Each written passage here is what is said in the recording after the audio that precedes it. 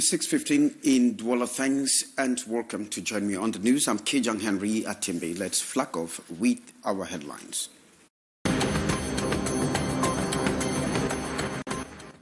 Search continues for a missing teenage boy in Yaoundé. The 18-year-old has not yet returned after watching a football match on August 15.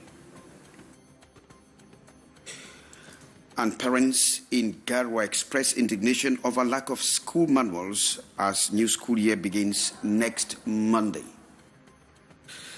And the president of the National Communications Council, Joe Chobonken Kalabopse, is on a walking visit to Douala. The National Communications Council boss and delegation had a fruitful exchange with officials of Canal International and the news department. Top stories. Canal International.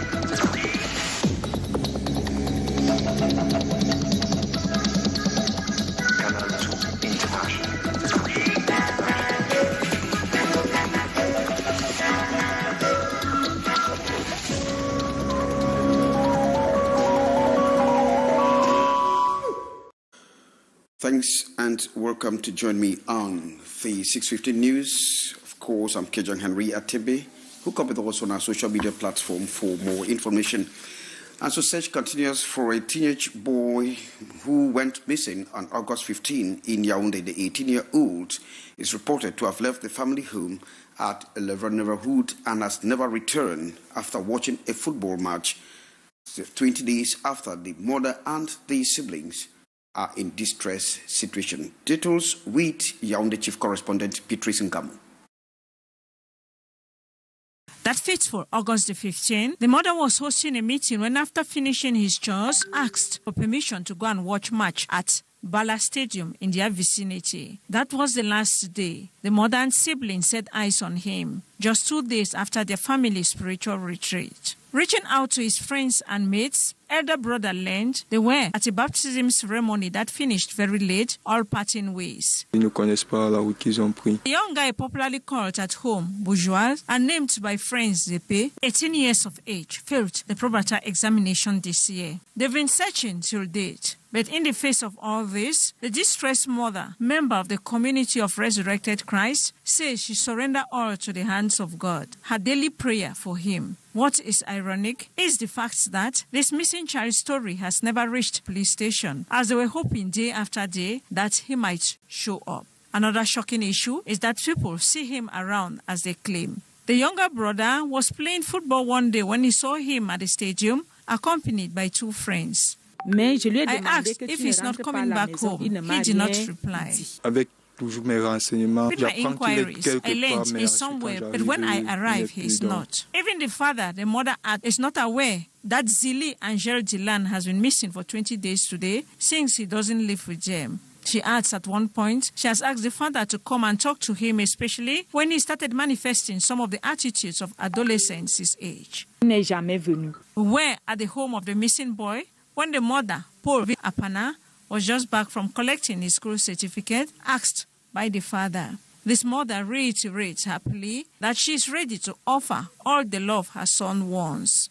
Donc, je suis prête à donner l'amour qu'il faut à mon enfant. As we advise them to report the missing child story for the office in charge to carry out the appropriate investigation.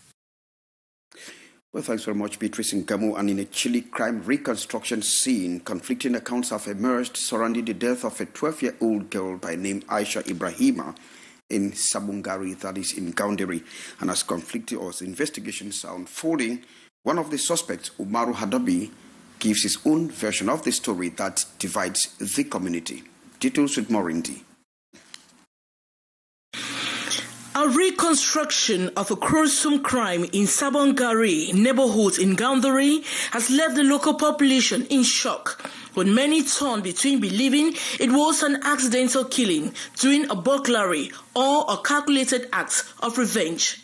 The case centers around the tragic death of Aisha Ibrahima, a 12-year-old girl who was allegedly murdered by her own cousin, Umaru Hadabi. Est-ce que tu étais donc obligé de tuer? Je n'ai pas envie de tuer. C'est mon épaule qui a touché la table. My shoulder touched the table and the body spray fell down. The little girl woke up and asked who was there. Umaru Hadabe, who is now a full-time convicted felon, claims that he intended only to rob his uncle's home, driven by desperation after being abandoned by his immediate family upon his release from prison. During the crime reconstruction supervised by the regional prosecutor, Hadabe detailed how the situation spiraled out of control.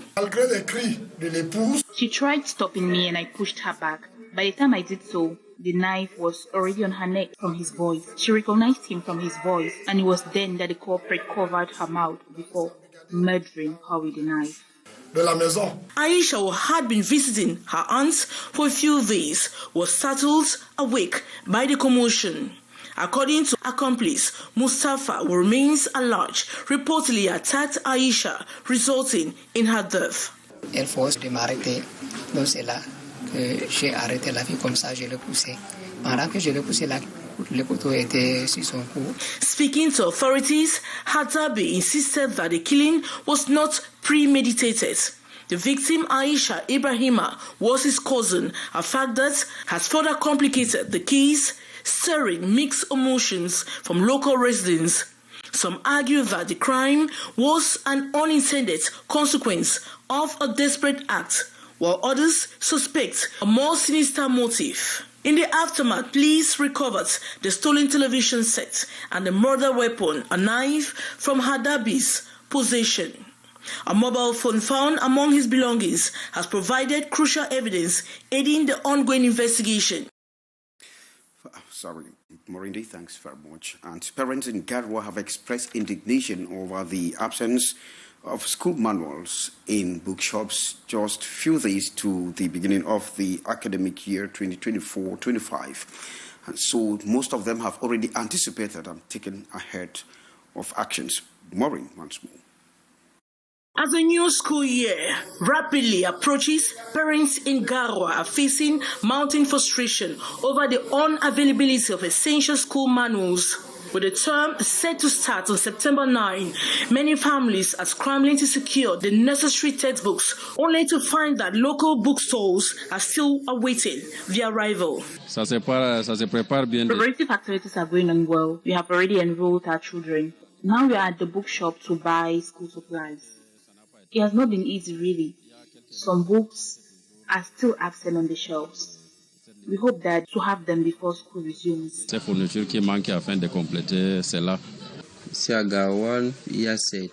is difficult, but with school resumption approaching, we are working hard and all is well. Things are expensive, but we are managing. Some parents, anticipating such shortages, took early action by purchasing supplies and older textbooks well in advance. For these families, the back-to-school preparations have been less stressful. It's been easy.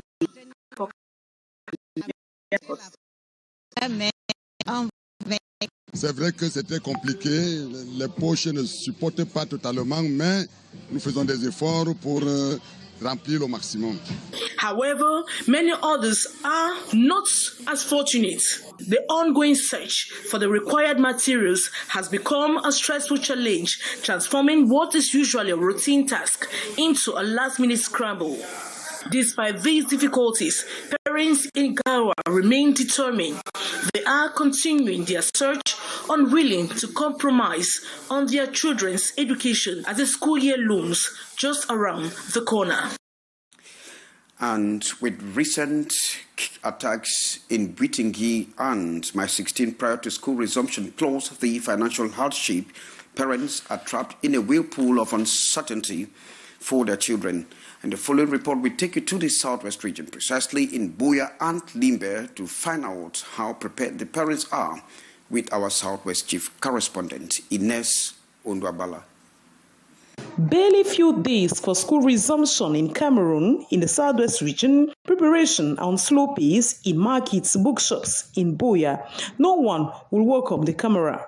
Inhabitants of Buea refuse to be exposed on TV At supermarkets, school items have been made available by traders, but very few clients are paying attention to books, readers, bags, uniforms, just to name these few. The recent attacks of Bitwingi and May 16 have created panics as separatist fighters on social medias have announced a 2-week lockdown as from September 9, 2024. In some schools, cleanup campaigns are ongoing to give the school compound a befitting look. In Limbe, life is going on smoothly. Parents are doing last-minute preparations for back to school. Some are complaining for financial hardship.